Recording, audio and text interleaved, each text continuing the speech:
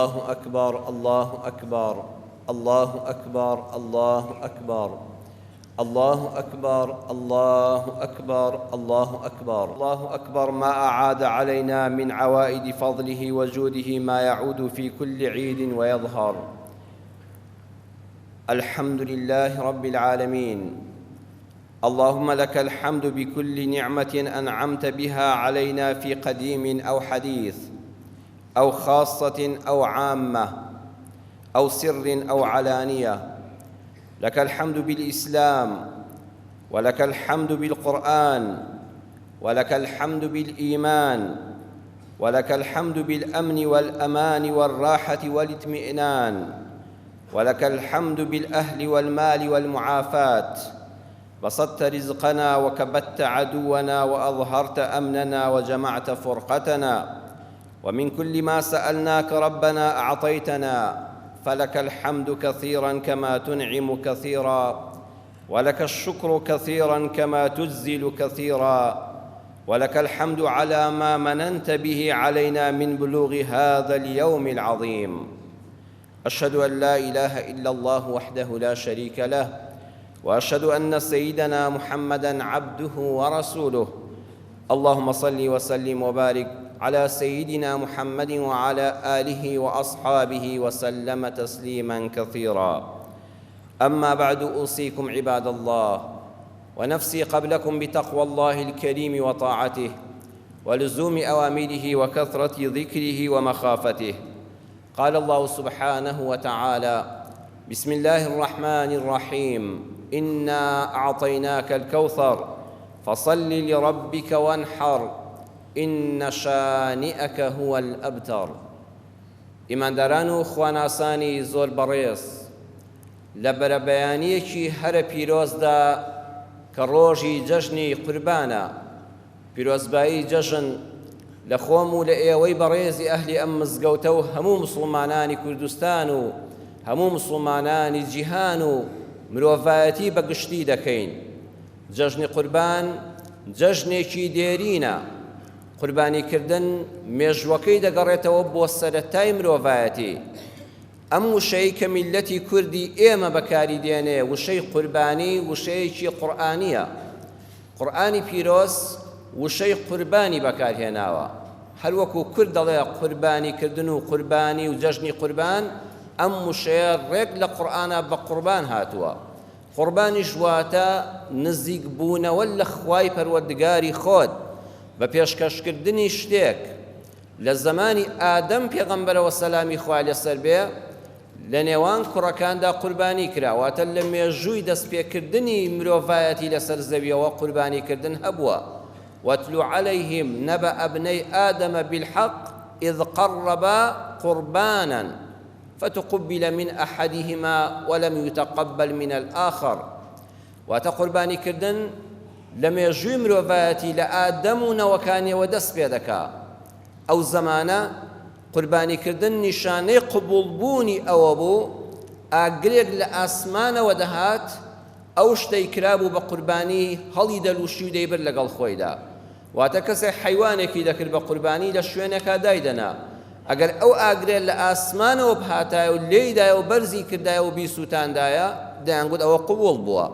بۆ یەک کاتی خۆشی کافرەکانی مەککە بە پێغەمبەریان دەگوت صلی الله عليه وسلم: ئەگەر ڕاست دەکەی تۆ پێغەمبەری خوای، بەڵگەمان نیشاندە بە چاو بیبینین، ئەویش ئەوەیە حەیوانێک سەر بڕۆ بیکە بە قوربانی، بزانین ئاگرێک دێ لە ئاسمانەوە، قوربانن تەئکولوه النار، ئاگر دێ دەیخوا.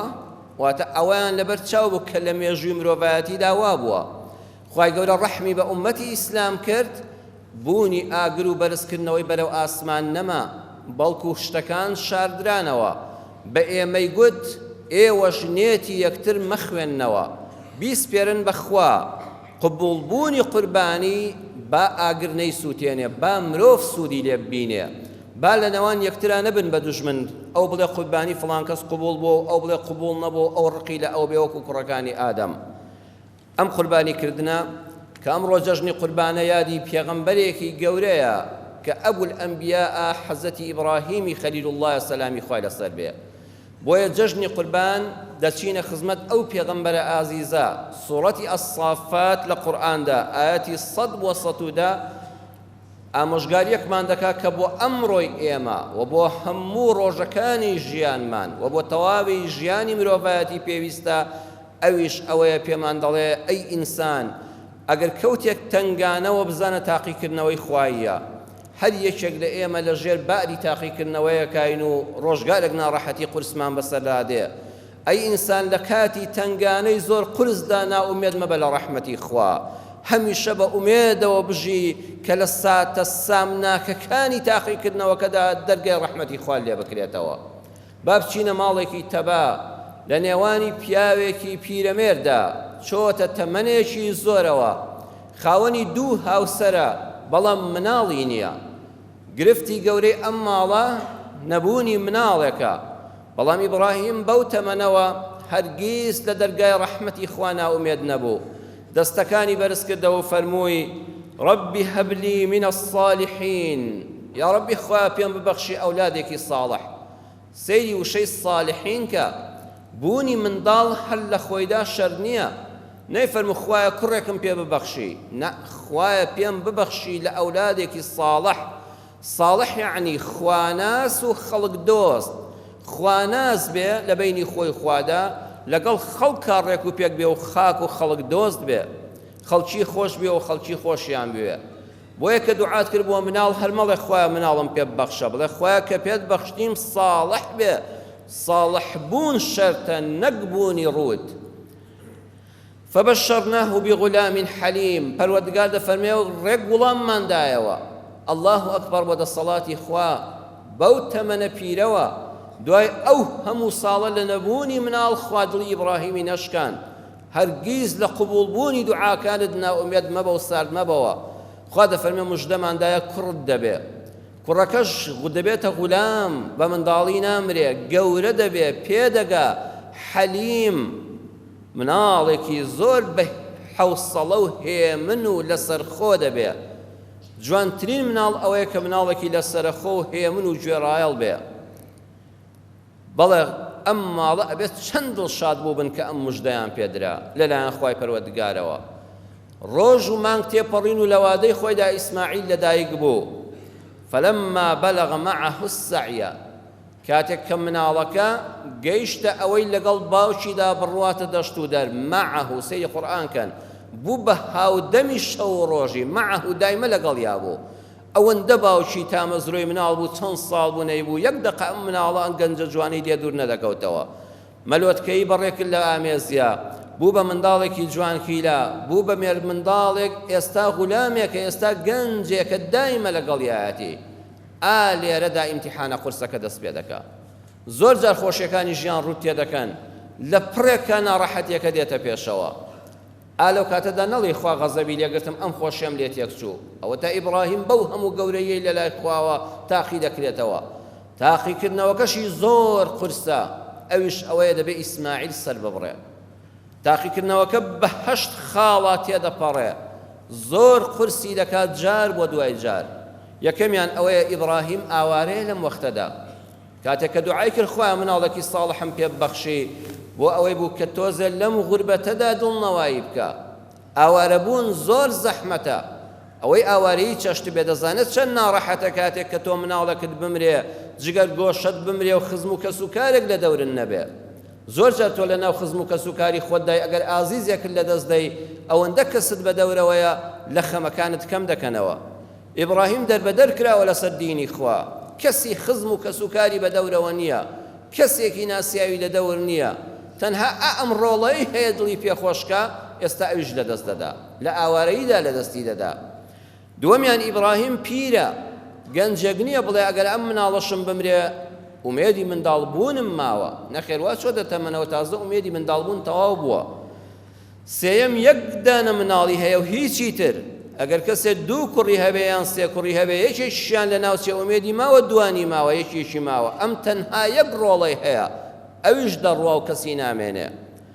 چوارەمیان مناڵەکە گەورەیە، ئەگە بە مەلۆتکەی بمردایە ئەوەندە ئازاری نەدەبوو. بەلەغ معه السعی، دایمە لەگەڵیایەتی، هۆگری بووە، هاودەمی بووە، دیە و دڵی پێوەی بەندە. پێنجەمیان کوڕەکە کوڕی چاکە، خوا شاهیدی بۆ داوە کە حەلیمە، بە حەوسەڵەیە، لەسەر خۆیە، سالارە، سەردارە، نەک سەرلار و لاسار بێ. جا ئینسان ئەگە کوڕێکی ئاوای هەبوو، ئەوەندە گوێڕایەڵ و مطیعی ئەمری دایک و باوک بوو، ئەوەندە لەسەرە خۆ هێمن بوو خەڵک لێ ڕازی بوو، حەد بۆ دەزانە 100 کوڕی هەیە. چونکە ئەگە کەسەکە نالەبار بێ، دایک و باوک هەرگیز ناتوانێت لە جەرگی بێزار بێ.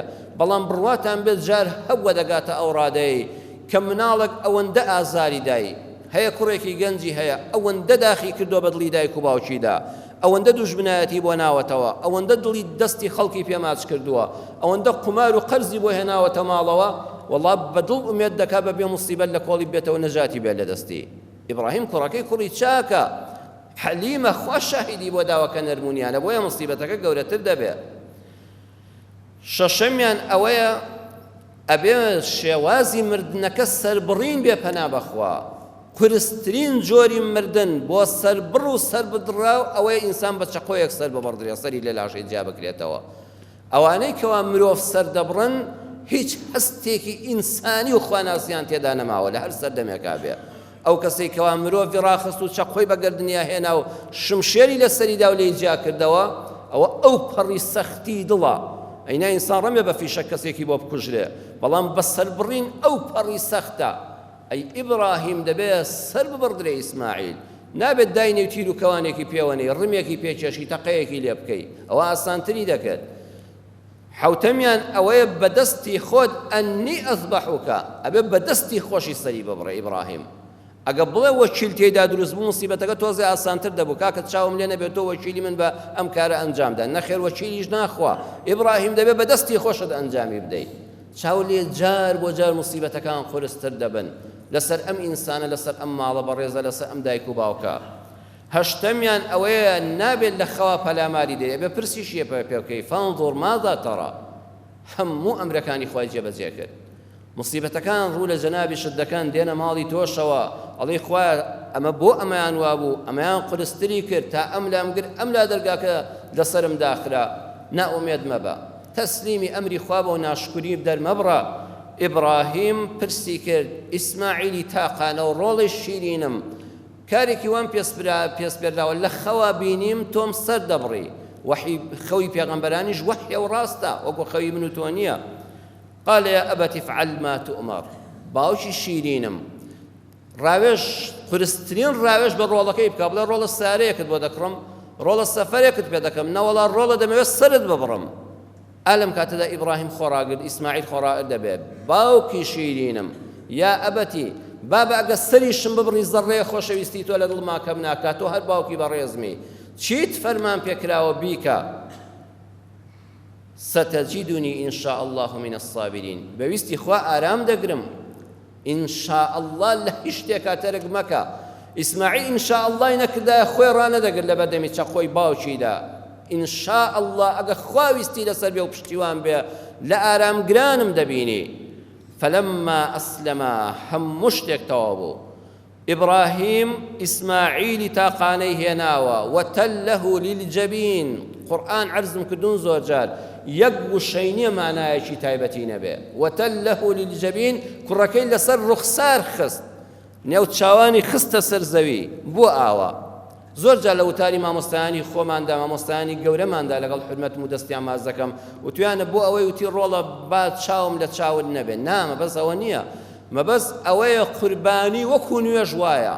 لە سێ شوێنی قورئان سەیرکەن قوربانی و نوێژ بەیەکەوە هاتووە.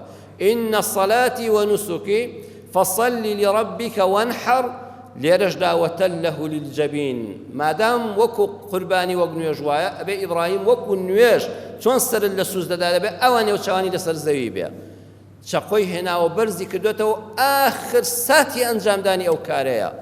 بۆیە موسیبەت گەیشتۆتە لوتکە، ئەو وەختەی کە هیچ دەرگایەک نامێنێ و دەڵێ هەموو کارە ساتەکان ڕوودەدەن، ئارام بگرە، دەرگای ڕەحمەتی خوا نزیکە لەو وەختەیە بکرێتەوە. وناديناه أن يا إبراهيم قد صدقت الرؤيا إنا كذلك نجزي المحسنين.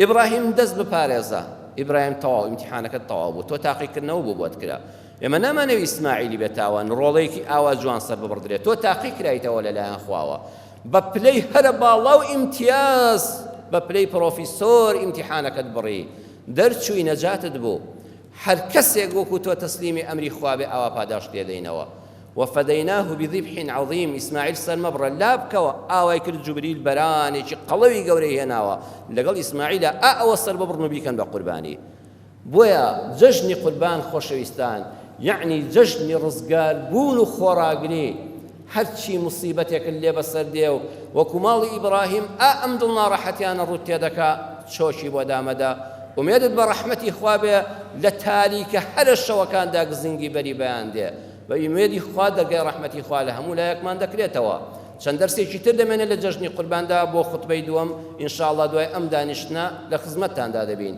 یا ڕەبی خۆیان قوربانیمان لێ قبوڵ بفەرمووی یا ڕەبی خۆیان چۆن ئیبراهیم و ئیسماعیل و هاجرە و بنەماڵەکەی دڵخۆش کرد یا ڕەبی خۆیان هەموو لایەکمان ئاوا دڵخۆشکەی لە کاتی تەنگانە و سەختیەکانی ژیاندا خۆیان ئاوا لە لوتکەی سەختیەکاندا دەرگای ڕەحمەتی خۆتمان لێ بکەیەوە اللهم آمین الله أكبر الله أكبر الله أكبر الله أكبر الله أكبر الله أكبر الله أكبر كبيرا والحمد لله كثيرا وسبحان الله بكرة وأصيلا الحمد لله الذي خلق كل شيء فقدره تقديرا والحمد لله الذي وسع كل شيء رحمة وعلما وتدبيرا نحمده بجميع محامده حمدا كثيرا أشهد أن لا إله إلا الله وحده لا شريك له شهادة أدخرها ليوم كان شره مستطيرا سبحان من لم يزل عليا كبيرا سميعا بصيرا لطيفا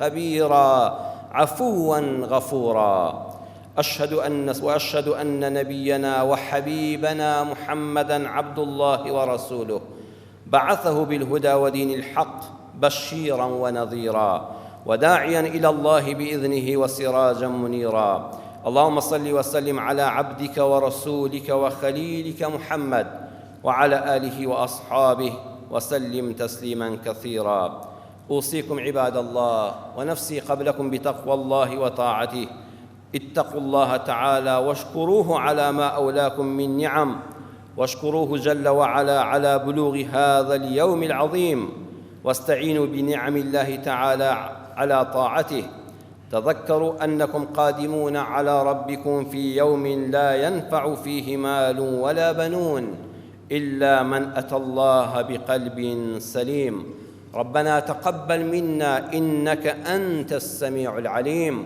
وتب علينا إنك أنت التواب الرحيم خۆشەویستان لەوانەکانی جەژنی قوربان چەند دەرسێکی تر فێر دەبین یەکەمیان ئەوەیە ئەی ئینسانی موسڵمان کەس مەکە بە قوربانی ئیبراهیم ئیسماعیل سەرمەبڕە ئیسماعیل مەکە بە قوربانی ئەمڕۆ من و تۆی موسڵمان ئەگەر هەژاری توانای کڕینی حەیوانی قوربانیشت نییە دڵتەنگ مەبە کە چوویتەوە ماڵەوە مەیکە بە ئاژاوی خێزانەکەت ئەی ئافرەتی ئیماندار بە هاوسەرت مەڵێ ئەوە ماڵی براکەت ماڵی دراوسێکەت ماڵی خزمەکەت گۆلکێکی گەورەیان کرد بە قوربانی ئێمە چەند ساڵە قوربانیمان بۆ ناکرێت دووشت بکە یەکەم دڵت خۆش بێ مادام تۆ موسڵمان و ئەهلی مزگەوتی و خێزانێکی تەبای وەڵڵی پێغەمبەری خوا ئەمەی بۆ تۆ کردووە کاتی خۆی حەیوانی قوربانی سەربڕی فەرمووی یا ڕەبی خوا ئەم حەیوانە فەزلی تۆیە و ماڵەکە بە منت بەخشیوە منیش لە پێناوی تۆدا دەیبەخشم یا ڕەبی خوایە قوربانی بێ لە زیاتی خۆم و ماڵ و منداڵم و هەموو ئەو کەسانەی لە ئوممەتم لەبەر فەقیری قوربانیان بۆ ناکرێ پێغەمبەری خوا وەکیلی تۆ بۆ قوربانی بۆ کردووی تۆ ماڵەکەت تێک مەدە لەبەر هەژاری دووەمیان ئەو کەسێک کە قوربانیشت کردووە بە ماڵ ئەوەش کە بۆت ناکرێ هەوڵ بدە خەڵک مەکە بە قوربانی با بە زمانی تۆ کەس ماڵی تێک نەچێ ئەمڕۆ خەڵک هەیە بە زمانی چەند ژن و مێردی لە یەک کردووە تخوا هەوڵ بدە بە زمانی تۆ با کەس ماڵەکەی نەبێ بە قوربانی با ئاژاوی خێزانی دروست نەبێ با ژن و مێردێک بە قسەی تۆ لێک جیا نەبێتەوە با بە زمانی تۆ کەس بە کوژ نەچێ با بە زمانی تۆ کەس نان بڕاو نەبێ با بە زمانی تۆ کەس لە خێر سارد نەبێتەوە نەبێتە قوربانی خۆشت مەکە بە قوربانی کەس زۆر کەس ئێمە زۆر جاوە دڵێن خۆت بکە بە قوربانی. نا، تۆ زۆر گەورەی لای خوا، وێنەی تۆ لەم سەر زەوێ کەسێکیکە نییە چاوی دەنگی پەنجەمۆری وەکو تۆ بێ. تۆ زۆر نایابی، خوا بە تایبەت تۆی دروست کردووە. خۆشت مەکە بە قوربانی هیچ کەس با بمێنی، بەڵکو ماڵ بکە بە قوربانی، عیلم بکە بە قوربانی، قسەی چاک پێشکەشکە و خۆتی پێ لە خوا نزیکەوە. ئەو کەسانی کە دەخەڵەتێنرێن ئەڵە خۆت بتەقێنەوە خۆت بکە بە قوربانی دەچێ بە هەژ وەڵڵی هەڵەیە با بمێنی بە بەرهەمەکانت خۆ لە خوا نزیکەوە، نەک بە خۆ کوشتنت. هەموو شتێک لە خۆت بچووکترە. ئەو قوتابێکی ئێستا دەوری دووەم دێتە پێشەوە خوا نەخواستەوە دەرنەچۆی، زۆر واریدە دەرنەچی، مەچۆ لە پێناوی دەرنەچوونە خۆت هەڵواسی بە پانکەیەکە و خۆت بخنچێنی. تەلەبە هەبوو لە مەسافەدا خۆی خنکان بەداخەوە. بەخوا هیچ شتێک ژیانی تۆ ناهێنێ، بۆ هیچ شتێک خۆت مەکە بە قوربانی. هەیە زەرەرێکی ماڵی کردووە تەحەمولی ناکە خۆی دەکوژێ، هەیە کچێکی بەنسیب نەبووە، کچێک کوڕێکی بەنسیب نەبووە، تۆ زۆر گەورەتری لەوانە. نەکەس بکە بە قوربانی خۆت، نەک خۆشت بکە بە قوربانی هیچ کەس. با بمێنی، با بەرهەم پێشکەش بە ژیان و ژینگەکەی. ئەی سیاسیەکان، میلەتەکەتان و خاچی خۆتان بە قوربانی هیچ کەس مەکەن. ئەوەی فریاتان دەکەوێ هەر ئەم میلەتە ڕەشوڕوتەی خۆتانە بە قوربانی کەسی مەکەن.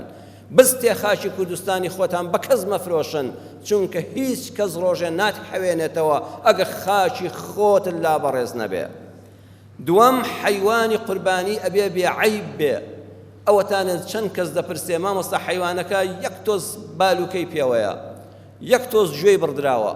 دەی ئەلحەمدوللا کە تۆ لە قوربانیدا فێری ئەمە بووی، ئەبێ ئەم حەیوانە تایبەت بێ ئەمجا خوا قبوڵی دەکا عەیب و کەم و کوڕی نەبێ، دەتخوا لە بازاڕی شاوا بە دواتر. ئێمە هەر ڕۆژێک بۆ یەک حەیوانی قوربانی ئاوا بپرسین، بەڵام ڕۆژەکانی تر خواردنی خراپ بە خەڵک بفرۆشین، ئەبێ قوربانی ئەوە چی فێر کردبین؟ هیچ. قوربانی پێمان دەڵێ مادام حەیوانی قوربانی ئەوەندە بێعەیبە، موسڵمانان با بازارتان بێعەیب بێ، با ئەوەی بەیەکی دەفرۆشن ئێکسپایر نەبێ و بەسەرچوو نەبێ. سێمیان، هەر کارەی لە کاتی خۆیدا چاکە. ئێستا ئەمڕۆ هیچ خێرێک نییە لەسەر بڕینی حەیوانی قوربانی خێری زیاتر بێ. من ئاگام لەوەیە جەنابەت پارەیەکت هەیە دەڵی وەڵڵاهی مامۆستان نەخۆشێک هەیە بۆ دەرزیەک محتاجە. قسەکەت زۆر زۆر ڕاستە. گەنجێک هاوسەرگیری کردووە بۆ 100,000 کلێنێکی بۆ دەگرێ و محتاجە.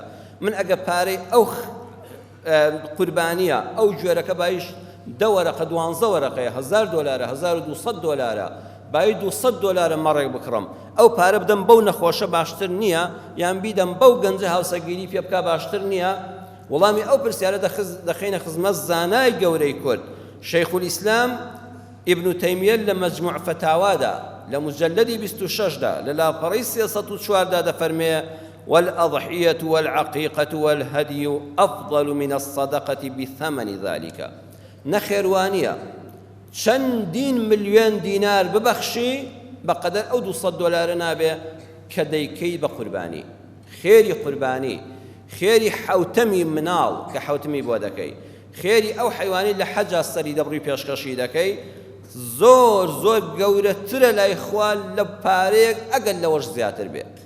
ئەمڕۆ عیبادەتی قوربانیمان هەیە، بۆیە پارەکەت بە ناوێکی کەوە زایەمەکە و بیکە بە قوربانی. ئەم قوربانیەش بۆچی؟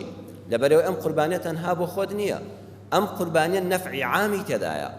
یەکەمیان ژینگە لە ئاژەڵ پاک دەکرێتەوە. هەموو ئەو گازانەی کە وەکو گازی میسان ژینگە پیس دەکەن، ساڵانە ئەو حیوانانە تۆ سەر دەبڕی ژینگە هەناسەیەک دەدا. هەناسەی حیوان زۆر مشکیلەیە، بەتایبەت ئاژەڵی گەورە و مەڕ و بزن کە خوا ئەوانی دیاری کردو لەگەڵ حوشترا، ئەوە ژینگە قەتیز دەکا لە هەوادا، کەواتە بەسەر بڕینی ئەو هەموو ئاژەڵە زۆرە ژینگە هەناسەیەک دەدا. دووەم، لە قوربانیدا بازاڕی ئابووری ئاژەڵداریمان دەبوژێتەوە. هەر هەمومان لە کوردستانە شایدین کابرا چەند مانگ ئاژەڵ بەخێو دەکا لەم چەند ڕۆژەدا سەرفی دەکا، ئەو دەی بەخێوی دەکا، ئەو دای دەبەستێ، ئەو دەی فرۆشێ، ئەو بە سیارەکەی دەیگوازێتەوە، ئەو قەسابی دەکا بە پارە سەری دەبڕێ، ئەم دیسان گۆشتەکە دابەش دەکا. هەر یەکە لە بوارێکی ئابووری وڵاتەکەماندا دەبوژێتەوە، کەواتە نەفعی عامی هەیە. ئەگەر کەسێک هەژار بوو قوربانی هەرەوە نیە هیچ لە گۆشتەکەی نەخۆی، باشترینی ئەوەیە بەشێکی لێ بخۆ، بەشێکی بخەم و جەمیدەوە بۆ ڕۆژانی داهاتوو مانگەکانی داهاتوت، بەشێکشی لێ بەخشە بە دەرو دراوسێدا تەنانەت گۆشتی قوربانی بەڕێزم دروستە لە شارێکەوە، تۆ خوشکێکت لە ڕانیەیە، خوشکێکت لە کۆیەیە، برایەکت لە سلێمانیە، ئامۆزایەک لە دهۆکە دروستە لێرەوە گۆشتی قوربانی بۆ بنێری با دەوڵەمەندیش بێ با فەقیریش نەبێ و دەوڵەمەندیش گۆشتی قوربانی دروستە دەکرێ بە هەدیە. زانای بەناوبانگی ئیسلام مفەسیری قورئان شێخ محەممەد عەلی ئەسسابوونی لە کتێبی الفقه الشرعي الميسر لمجلد هەژدە لە لاپەڕەی 41دا دەفەرمێ قال الفقهاء يستحب لمن كان فقيرا أن يتركها كلها لعياله توسعة عليهم. سنة أجر كسك هجار بو تيرو تسل نبو دوو مانگ جارێک گۆشتی دەخوارد ئەمڕۆ بە هەمویان بەداخلەی هەموو ماڵەکەهاتون حیوانێکیان کردو بە قوربانی سنەتە یەک گۆشتی لێ نەبەخشێتەوە بەسەر کەسا هەمووی بۆ ماڵ و منداڵەکەی خۆی دابنێ با بە دوو مانگ بیخۆن خێری قوربانیەکەی یەک تۆسکەم نابێتەوە یعنی واجب نییە وادڵە هەر هیچی لێ نەخۆی باشە ناوەڵڵا ئەگەر هەژار بوو ماڵەکە فەقیر بوو با هەرە زۆرەکەی بۆ خۆی دانێ ئەگەر زۆر دەستکورد بوو با هەمووی بۆ خۆی بخوا ئەمەی پێخۆشترە ماڵ و منداڵی خۆت تێرکە حیوانێک سەر دەبڕی هەر ناوی خۆتی لێ مەهێنە یان ژنەکە بڵێ بەس بۆ من یان کچەکە بڵێ بۆ من بە مەعاشی خۆم نەخێر لە شەرعا دەفەرمێ الشاة تزدي عن الرجل وأهل بيته حتى الجنين في بطن أمه. ئەگەر مەڕێک لە ماڵەکە کرا بە قوربانی بزنێک کرا ئەوە با بۆ هەموو خێزانەکە بێ ڕئیسی عائلات جەنابەت بڵێ یا ڕەبی خوایە ئەمە قوربانیە پێشکەشی بە تۆ دەکەم و لێمان قبوڵ کە لە زیاتی خۆم لە زیاتی خێزانی بەڕێزم لە زیاتی ماڵ و منداڵم هەر هەمووی ئەگەر دە نەفەرن وەکو وا بزانن دە حیوانتان کردو بەخێر ئەم ڕاستیەش بزانن ڕۆم بێ خەڵک جەنابتان کەمترتان بیست بێ کەسێ خێزانەکەی حامیلێ و ئێستا قوربانی دەکا با ناوی منداڵی ناوسکی ژنەکەشی بێنێ بڵێ یا ڕەبی خوایە لە جیاتی ئەو کۆرپەیەش کە ئێستا لە دایک نەبوو حامیلێ و دەستکی خێزانمدا کۆرپەیە یا ڕەبی خوایە لە جیاتی ئەو کۆرپەیەش ئەویش قوربانیەکەی پێدەگا کە هێشتا لە دایک نەبووە مادام نوتفەیەکە و چۆتە ڕەحمی دایکەوە و ئەندامی ئەو خێزانەی و بەویستی خوا لە دایک دەبێ قوربانی بۆ ئەویش دەکرێت ناوی ئەو منداڵی ناوسکی دایکشی لێ بێنە ئەویش قوربانیەکەی بۆ دەنووسرێ. چوارەمیان شوێنی سەربڕین ئیمامی نەوەوی دەفەرمێ الأفضل أن يضحي في داره بمشهد أهله. سنەتە ئینسان لە ماڵی خۆیدا بە ئامادەبوونی خێزانەکەی حیوانەکە سەر ببڕێ بەڵام شەرع وەکو خۆی تێبگەین فی کوێ فی داریه ئەم دارە بەتەنیایە ئەمە کوێ دەگرێتەوە دێیەک دوو ماڵ سێ ماڵن چوار ماڵن هەر یەکەی کەوتۆتە شوێنێکەوە جەنابەت مەزرعەیەکت هەیە باخێکت هەیە حیوانی قوربانیەکە دەخەیتە توێتایەکەوە گازێکەوە دەیبێت لەو شوێنە کەس ماڵ نییە لە دەورتا شوێنێکی چۆڵ و هۆڵە سنە دوایە ئەگە مەزرع و شوێنێکە هەبوو بی بە لەوێ سەری ببڕە لە دەرەوەی شارە یان گوندەکە بچووکە دو سێ ماڵ و هەر ماڵی لە شوێنێکە و مەجالیان بە یەکەوە زۆرە و ئاوەڕۆی سندوقی و زێرابی نییە و ئەو خوێنە بەو دەشتا دەڕۆ دەچێت دەژێت درەختێکەوە ئەوە باشتر وایە لە مەزرعەکەی خۆت لە باخەکەی خۆت لە ماڵەکەی خۆت لە گوندەکە سەری ببڕی خێزانەکەشت بەڵام بە مەرجێک منداڵی تێدا نەبێت نابێ منداڵی بچووک لە کاتی سەربڕینی ئاژەڵا لەوێ بێ کوڕە ئامان وریابن ئەو تووشی خەتەریاتی دەکات نابێ منداڵی لێ بێ نابێ کەسێ نەخۆشی دەرونی و ترس و بورانەوەی لەگەڵا گەشکەی لەگەڵایە ئەمانە بە هیچ شێوەیە گەورە و بچووک نابێت لە سەربڕینی حیوانە ئاگادار بن ئەبێ ئەوانە پشار درێنەوە ببرێنە شوێنێک ئەمجا سەری ببڕێ سنەتە خێزانەکە بە دیارەوە بن و دڵیان خۆش بێ و دەستکەن بە گۆشت برژاندن و فەرەحێک بە دڵ و دەرونیاندا بێ ئەگەر لە شارە بووی وەکو شارێکی ئێرە شارەکانی کوردستان لە شارە بەڕێزم نابێ حیوان لە ماڵەوە سەر ببڕی صحیحی بخاری تەماشاکەن ابن عمر عبد الله كري عمر دفرمي أن النبي صلى الله عليه وسلم كان يذبح أضحيته بالمصلى پیغمبری خدا صلی الله علیه و سلم که لشاری مدینه دابو لمال حیوانی سر ندبری از شو کشتارگی شار او زمانه پیغمبر اوی داهناوه مصلى شوینه که ملعبی گوری شاره ملعبی گوری شار که جشن قربان استا ایمن ناراحتین بوی که دبل مزگو تا جشن بکن ابوای همو پایتختی هەرێمی کوردستان هەموو شاری هەولێر هەر هەمومان لە مەلعەبەکەی هەولێرە لە شوێنێکی گەورەدا بەیەکەوە کۆ ببووینایەوە یەک نوێژی جەژنمان کردا نەک لە هەر گەڕەکەی دەکرێت ئەوە تەقریباً پێچەوانی شەرعمان کردووە وەی هەموو شارەکە بەیەکەوە بەشدار بێ دوای نوێژ هەر یەکە حیوانی خۆی دەبات لە کوشتارگەی شار لەژێر چاودێری تەندروستیدا سەری دەبڕێ ئەوەی کە لە لادێکە و مەزرعەکەیە وەرگوڕی خۆڵەکەی دەبێ بەرێ لە بەناشاخێکە لە شوێنێکە هەڵی ڕێژێ ئاژەڵی کێوی و دڕندەی کێوی و مێرولەش تەنانەت لێی دەخوا باڵندەش لە ئاسمانە دەیخۆ سوودی لێ دەبینێ بەڵام تۆ لە شارە معقول نییە حیوانی قوربانیت کردووە بەخێر دوای زێراوی گەڕەکەکەت بگری دوای خوێن لەبەر دەرگای دراوسێکەتان مێش و مەگەز لێی بدا زۆر جام شیوانە بۆ گەن دەکەن ئەوەندە سەرپێی تێدا فرێدراوە پێستی تیا فرێدراوە ژینگەکەمان پیس بووە لە جیاتی خێر خەڵکە تووشی شەڕ کرد خەڵکە تووشی بۆنی ناخۆش کرد ئەبێ بەپێی دەستوری پێغەمبەر صلی الله علیه و سلم ئەم کارانە بکەین ئەوە تا هەر ئەمڕۆ لە ئەمریکا لە گەورەترین یاریگادا سوپاس بۆ خوای گەورە 50,000 موسڵمان کۆ دەبێتەوە نوێژی جەژن دەکا دینی خوا ئاوا فراوان دەبێت ئێمەش خۆزگە حکومەتی هەرێم و وەزارەتی ئەوقاف بیری لەوە بکردایەوە ئەگەر فەسڵەکان وەکو ئێستا و هاوین و بەهار و ئەوانە بوو زستان و باران نەبوو شوێنێکی دیاری بکردایە مەلعەبێکی نێودەوڵەتی هەموو شارەکە لەوێدا یەک نوێژی جەژنمان بەیەکەوە بکردایە و هەمووی لە کوشتارگە و لە قەسابخانەی تایبەتی حکومەتە حیوانی قوربانیەکان سەر ببڕدرایە دوایی وەری بگرەوە و ئەمجا بە ئەسراحەتی خۆت گۆشتەکەی دابەشکە یان لێ بخۆ پێنجەمیان کۆتا خاڵ ئەوەیە قوربانی بە ئاژەڵی چێوی ناکرێ ئەگەر کەسێک بزنە چێویەک بگرێ مەڕە چێویەک بگرێ ئاسکە چێویەک بگرێ ئەخە خۆ چەند حیوانی مەڕی ماڵی دێنێ چەند بە نرخە و چەند گۆشتی بەتامە و سروشتیە و تەندروستە خوا قبوڵی ناکا بیکەی بە قوربانی بۆ خوا قبوڵی ناکات چونکە ئەوە مڵکی گشتیە ئەمەش پێمان دەڵێ هەر شتێک مڵکی حەڵاڵی خۆت نەبێ لە ماڵی حکومەت و میلەت و دەسەڵات بێ تۆ بێنی بۆ خۆت پەنای بدەی و ئەم جابیکەی بە خێر و خێرات خوا قبوڵی ناکا دەست لە ماڵی گشتی بپارێزن ئەو شتە بکە بە خێر کە بەنانی بەڕەنجی شانت پەیدات کردووە